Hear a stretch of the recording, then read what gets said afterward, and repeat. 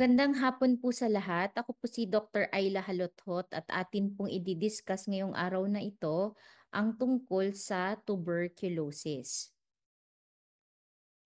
So ito po yung topics na atin pong tatalakayin kung ano po ba ang estado ng TB sa Pilipinas as of the 2022 update. And then ano po ba ang cause ng TB?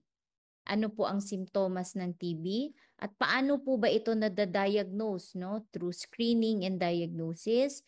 And then kung ikaw po ay na-diagnose ng TB, ano naman po ang gamot dito at paano po ito mape-prevent kung tayo po ay may kasama sa bahay na naggagamot or na-diagnose ng TB. So bakit po natin importanteng pag-usapan ang TB? So ito po ang status no ng TB in the Philippines. So this is according to the WHO Global Report as of 2022. So in 2020, we have around 500,000 of TB cases in the Philippines. So during this time, around 1.3 million ang ating population. So kung makikita po natin almost 50% po ang newly diagnosed TB or na-diagnose ng TB as of 2022. So medyo mataas po. And then in 2020 also, around 38,000 po ang namatay dahil po sa sakit na tuberculosis. And in 2023 naman, kasama po tayo sa top 5 countries na nag-account for 56% of TB cases worldwide. Kasama dito ang India, Indonesia, China, and Pakistan. So biruin po ninyo, one of the top countries po tayo na may madaming cases ng TB. And according to the global report of WHO, the three global lists of high burden countries for TB, HIV-associated TB, and multi-drug resistant TB, kasama po ang Pilipinas. No?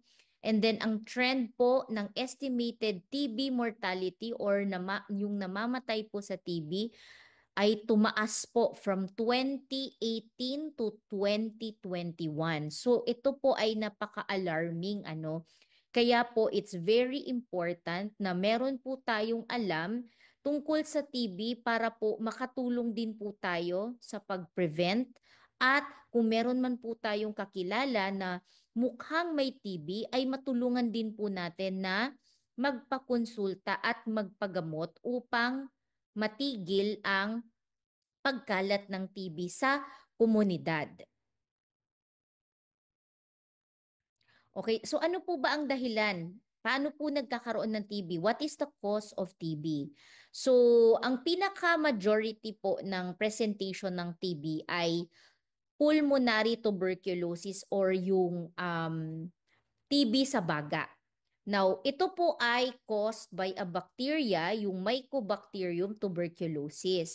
Now, kaya po common ang pulmonary tuberculosis dahil ito pong bacteria na to ay nasa-spread through air from an infected person, no? So, ito po ay sa pamagitan ng pagbahing, pag-ubo, pagsalita, at unang-una pong papasok ay pag na-inhale po natin yung air na may droplet ng TB or aerosol na may TB, papasok po ito sa ating baga at pwede pong unang-unang mag-cause ng TB of the lungs. So gaano po ba ka-contagious ang TB?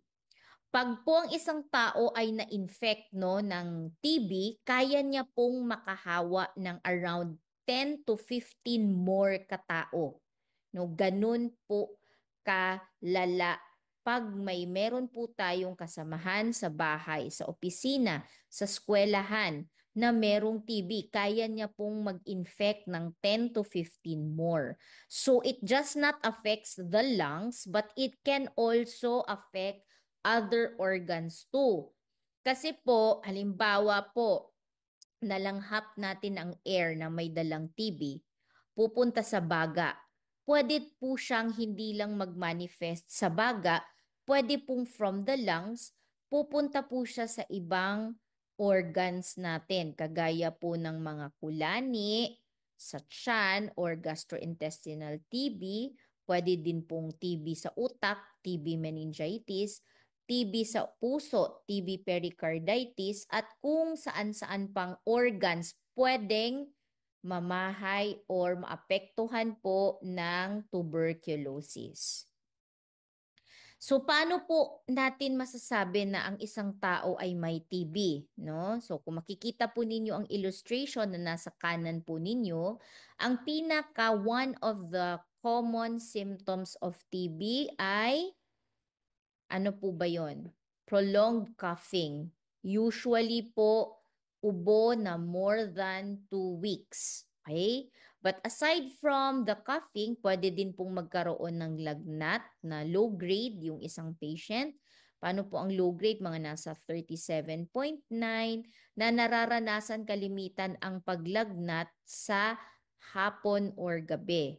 Pwede din pong night sweats, yung pinagpapawisan sa gabi, yung biglaang pagbawas ng timbang ng walang ibang dahilan or madaling mapagod, no, or very weak, yung parang pakiramdam na wala akong ganang kumain, namayat ako, nilalagnat ako sa hapon, inubo ako ng usually more than 2 weeks, at least 2 weeks, ano? So pag meron po tayong kakilala, kamag-anak or kasama sa bahay na meron pong mga simptomas na ito, tayo po ay magduda na baka po ito ay TB.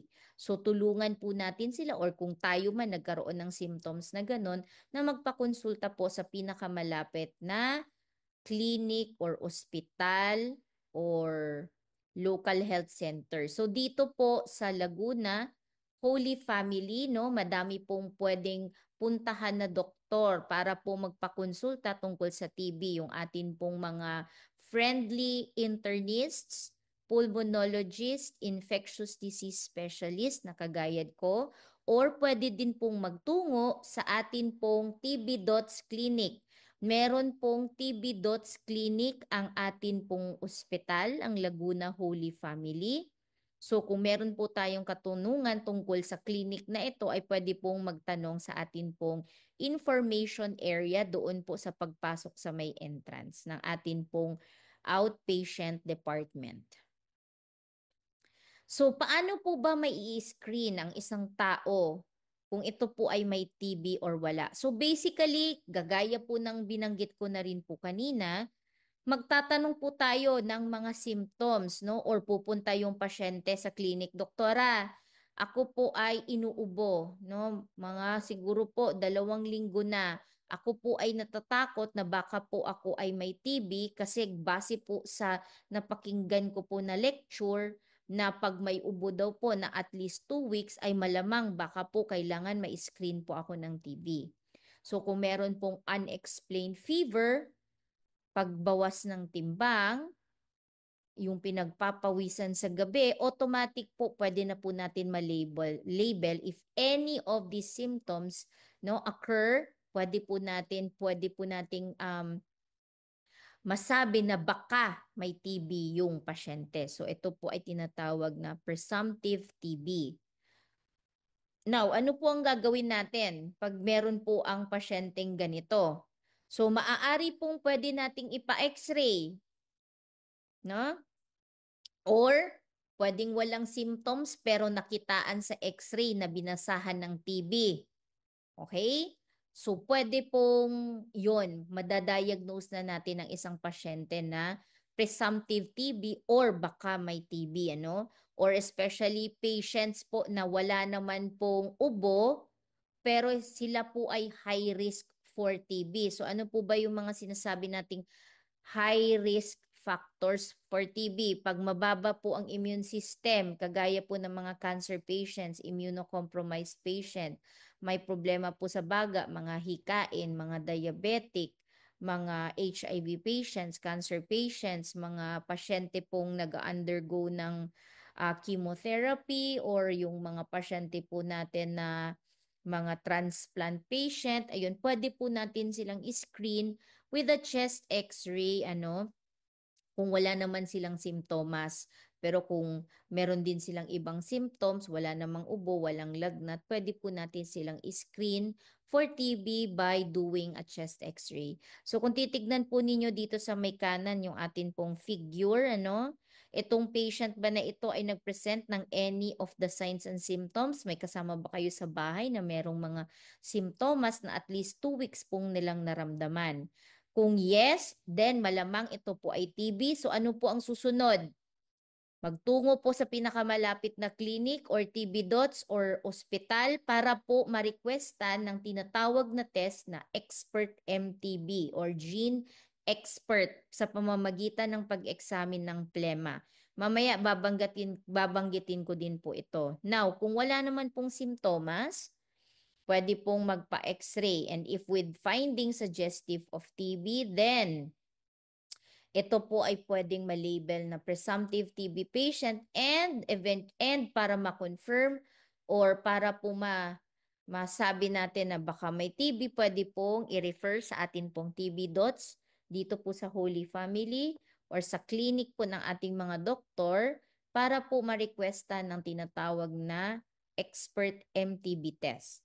Okay, magpakonsulta po sa ating mga friendly neighborhood internist, pulmonologist, infectious disease specialist dito po sa ating ospital. Now, very important din po sa screening. Natatanungin natin, meron po ba silang history ng previous TB? Meron po bang kasama sa bahay na na-diagnose or naggamot ng TB previously? Or meron po ba silang kasama sa bahay na na-diagnose ng drug-resistant TB? No? Very important po na makuha po itong history na ito or masabi po ninyo sa doktor bago po ma-startan ng gamutan. So kasi kung halimbawa po kayo po ay may history na na-expose sa isang pasyente na naggamot na ng TB dati, or meron po kayong history na naggamot na kayo ng TB dati and then bumalik ulit, kailangan ma-screen for drug-resistant TB or TB na malamang ay resistant na po or hindi na po tumatalab sa mga first line drugs natin, which is babanggitin ko po mamaya. Now, pwede din po nating screen ang ating mga kamag-anak or no, not really screen ano, pero kung halimbawa meron po tayong kasama sa bahay na parang napapansin po natin na, oy teka, para pong lumalaki yung tiyan or meron pong mga kulani tayong nakakapa dito. So pwede po natin silang i-advise na magpakonsulta po sa doktor para po ma-screen or ma-rule out ang tinatawag na extrapulmonary TB or TB na hindi po sa baga. TB sa sinabi ko po sa inyo kanina na TB sa ibang organs, no? Lymph nodes, sa puso, sa tiyan, pwede po kasi, no? So depende kung saang organ po ang ating concern na naglalast po ng at least 2 weeks na, no? So baka itong pasyenteng pala to, wala namang cancer, TB lang pala yung sakit. So very important na magpa-check up sa doktor. Now, importante din po ang pag-screen for TB sa atin pong mga close contact. So, sino po ba ang ating mga close contact? So, ito po yung atin pong mga kasamahan sa trabaho, atin pong kasamahan sa bahay na pwede po nating nakakasama, no, for at least 8 hours kada araw.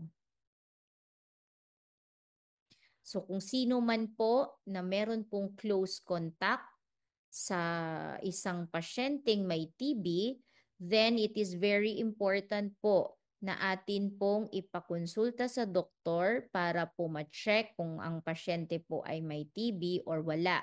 For those po na walang symptoms, it's very important to do a baseline chest x-ray, no? And then pwede din pong screen for symptoms. Kayo po ba ay namayat? No? Kayo po ba ay nawalan ng gana sa pagkain? So for any person po na meron pong close contact with someone who has TB, it is very important na atin po silang i-observe or i-monitor every 6 months for 2 years, no? Lalo-lalo na po yung mga kasama sa bahay. So, pwede po natin silang i-chest x-ray every 6 months for 2 years para lang pong ma-monitor. Okay?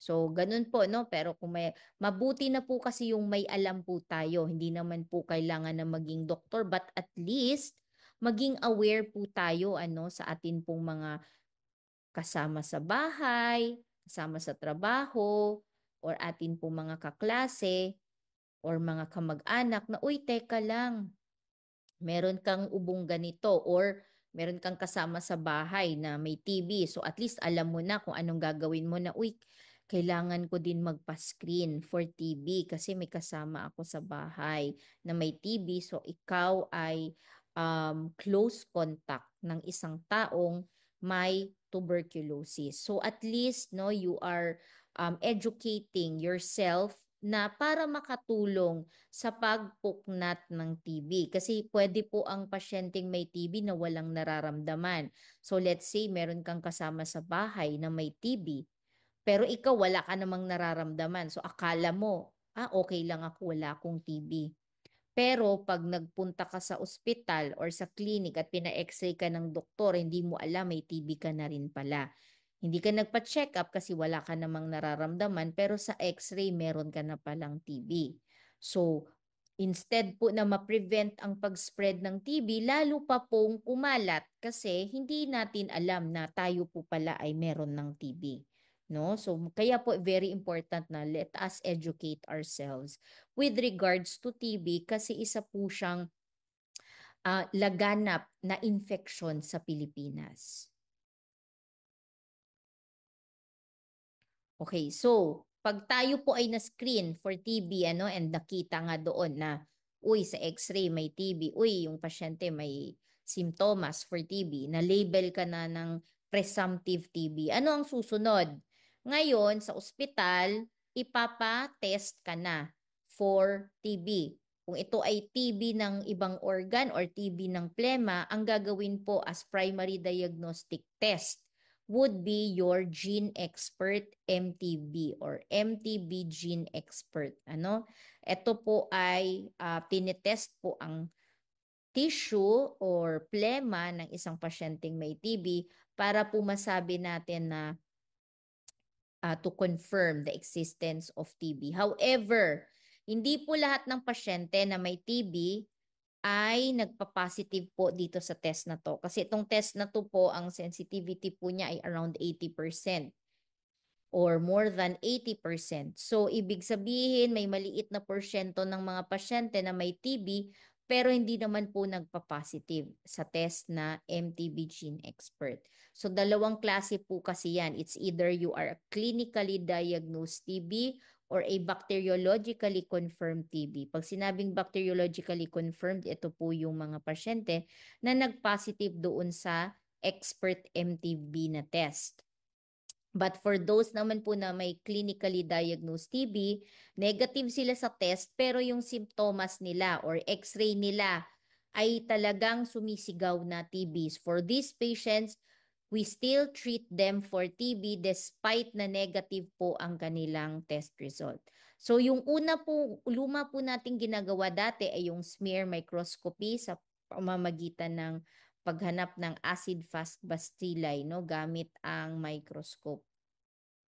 And then, doon naman po sa mga bata or sa mga taong exposed sa TB, we do naman yung tuberculin skin test. Usually po sa atin pong kamay, ginagawa po. Ang gumagawa po nito na test, yung tuberculin skin test, ay ang atin pong mga pulmonologists, pediatricians, at saka yung atin pong TB dots. And then lastly would be your TB culture. Iko-culture po yung bakterya. Ang problema lang po dito, masyado pong matagal yung test. So usually ginagawa po namin ang TB culture pag ang pasyente po ay meron na pong history ng previous TB at gusto po naming i-test kung ang TB po ba niya at present ay sensitive pa din ba sa current medication. So nagpo-culture tayo to do drug susceptibility testing or tinitest po yung bacteria kung ito ba ay sensitive pa sa mga gamot ng TB. Otherwise, pag resistant na po siya, hindi na po natin pwedeng ibigay sa pasyente yung pangkaraniwang gamot sa TB, then we go to the second line drug. So doon na po na nire-refer na po natin sa TB dots upang ma-refer sa DOH para po sa mga second line ng gamot for TB.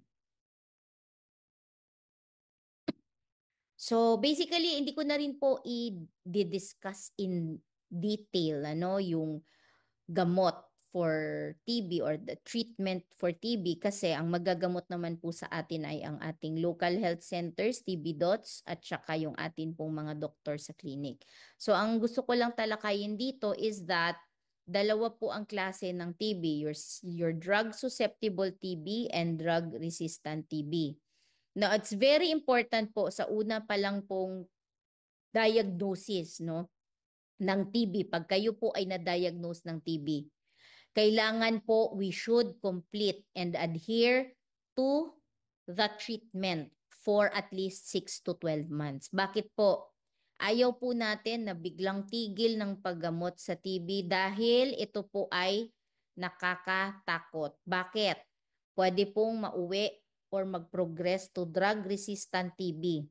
Kasi dito po sa Pilipinas, kung titignan nyo po, dito po sa atin pong um, yung atin pong infograph on the right, only 1 in 5 Filipino has access to drug-resistant TB treatment. So ito po ay nakakalungkot kasi yung iba po kasing patient na may drug-resistant TB, it's either nasa-stress sila sa gamutan kasi aside sa matagal, madami yung gamot, at hindi po siya basta-bastang nakukuha, no? Only mga centers, no, ng DOH, ng TB dots na accredited to carry these drug-resistant drugs for drug-resistant TB, doon lang natin makukuha yung gamot. So, and our data po is that of those treated for drug-resistant TB, only 54% were treated successfully. So ibig sabihin napakaliit lang na porsyento ang natapos sa gamutan ng drug-resistant TB. So ano ibig po sabihin? Ibig sabihin yung remaining percent na hindi po successfully na-treat ay nagkakalat ng drug-resistant TB sa community. Kaya very important po, let us be responsible. Once na-diagnose po tayo ng TB, kailangan tumutok po tayo sa gamutan. Let us adhere and complete to the treatment regimen. Now, ano po ba yung mga gamot na kasama? Usually, yung isang pill or isang tablet, it contains, may combination therapy na kasi tayo ngayon. Yung isang tablet, it contains isoniazid, rifampicin, ethambutol, and pyrazinamide. No? So ito po ay binibigay depende po sa timbang ng pasyente. Kaya po ang DOH ay nag-create ng TB dots or tutok gamutan na program. Bakit po? Para po ma-assure na ang atin pong mga pasyente na may TB ay namomonitor po at na make sure na ito po sila ay umiinom ng gamot sa TB. So it is a partnership between the patient and the TB dots. Yung mismong may pinapartner siyang healthcare professional na nagme-make sure or kasama sa bahay who is responsible for you na nagme-make sure na ikaw ay uminom ng gamot at umiinom ng gamot araw-araw. Kasi medyo matagal po ang gamutan. Makunat po kasi gamutin ang TB. Kaya importante po matagal ang gamutan. So for pulmonary TB sa baga usually 6 months lang po yan. Pero kung TB po sa utak, TB po sa buto at sa joints, usually 12 months. So medyo nakakatamad. For someone na uminom ng gamot na nag-iisa lang pwede kasing makalimot, nakatulog sa sobrang busy, hindi. Kasi ayaw po natin mangyari na mauwi sa drug-resistant TB. Kaya importante po na tayo po ay mag-adhere sa gamutan. Lumapit po sa ating mga friendly internists, pulmonologists, infectious disease, at atin pong doktor sa atin pong TB dots. So meron po tayong TB dots dito sa Holy Family, ano? So pwede po tayong magpakonsulta doon regarding po sa screening and diagnosis ng TB and treatment as well. Ang gamutan po ay libre sa TB dots, no? So, ito po ang ating gamot na ibinibigay sa patient. Now, pag ito naman po ay nag-develop into drug-resistant TB, ibang gamot naman po ang ibibigay. So I will not discuss it here na kasi medyo ano po siya, medyo complicated.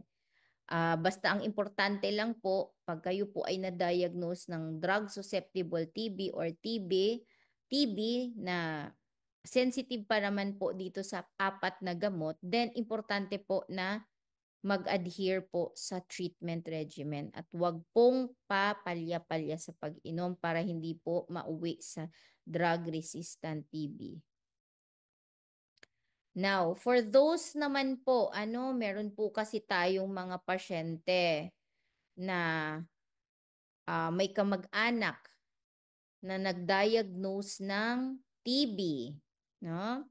So, very important. Siyempre, Doc, ano po ang gagawin ko? Na-diagnose po yung asawa ko ng TB. Baka po ako ay mahawa.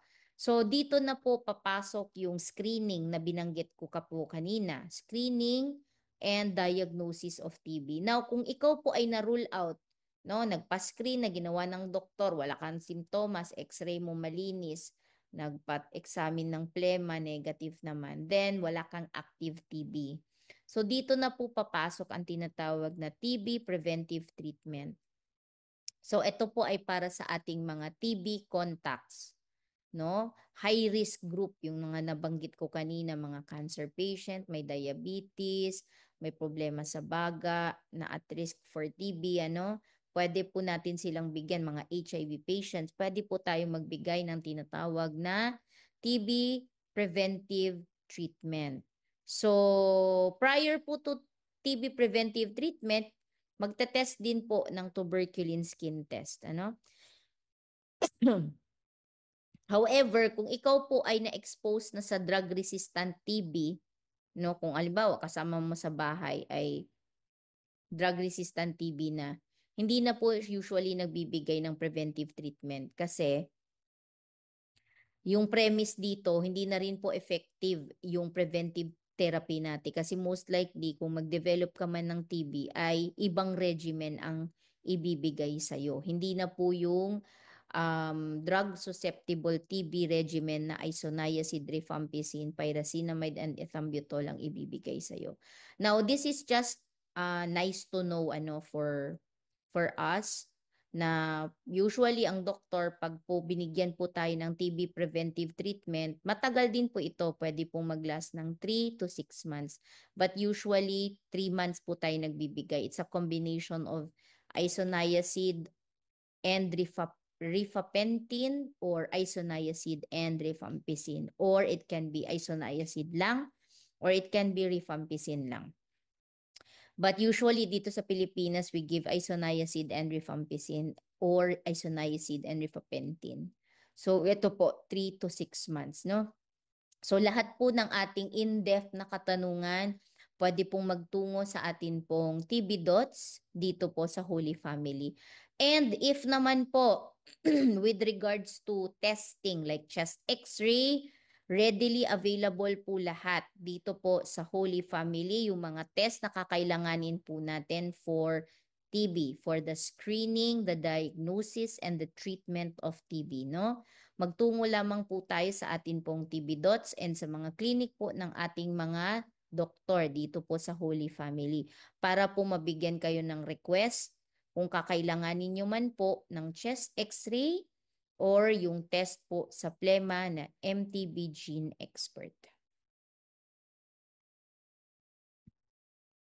Now, dahil alam na po natin ang lahat ng to, so as part of the community po, let's help end TB, no? By nabanggit ko na rin po sa inyo, educating yourselves, and kung may alam po kayo or may kakilala po tayo, ay atin pong mai-refer agad sa atin pong TB dots, sa atin pong mga clinics and hospitals para po mabigyan ng lunas ang atin pong mga kasamahan, kakilala, kamag-anak, or even tayo po, kung tayo po ay mukhang nagdududa po tayo na, uy, kailangan ko yata ma-screen for TB. Para po makatulong po tayo na ma-end na po ang pagkalat or pagdami ng TB sa Pilipinas. So, for the WHO Global TB Report, ito po ang ating NTB strategy, 2025 milestones. Ito po ang atin pong milestones and targets globally, no, for TB. So for the TB incident rate, ang atin pong target is 50% reduction of TB by 2025 as compared with 2015, and 75% reduction by 2025, no, compared with 2015 for the number of TB deaths, and na magkaroon daw tayo ng zero TB by 2025. Well, 2025 na ngayon at mukhang hindi pa siya nangyayari sa atin. So, let us be instruments of healing, no? Tayo po ay maging proactive sa atin pong community when it comes to addressing tuberculosis in the community. Hindi po kailangan maging doktor, nurse, even tayo po bilang mamamayan ng atin pong community, ng atin pong bansa, let us help end TB. No? So, ito lang po, this is my last slide, and thank you for listening po.